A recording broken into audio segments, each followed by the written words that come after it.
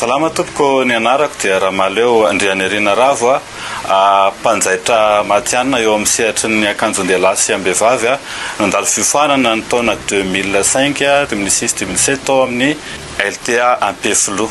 Izy io zany ny ray aman-dreny teo aloha efa nisehatra tamin'ny resaka zaitra dia efa somary efa nahazo fiany ihany tamin'ny fahazazana dia mo rehefa nandeha nitady fianarana dia nahita ny sekoly fiofanana io dia nanao inscription dia voaray.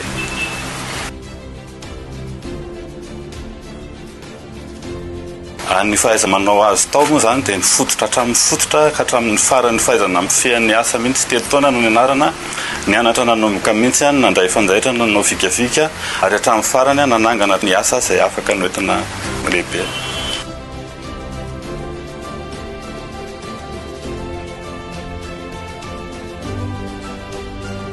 Ny tena hita aloha zany raha hoe tsorina hita ny miavaka ny olona nandalo fianarana naharitra sy ny olona somary nandalo fianarana fohifohy. Ny fahaiza-manao sy ny traikefa nipetraka kokoa izay no nahafahanay nampandroso sy nampandeha ny orinasanay tao anatin'izay fotoana izay.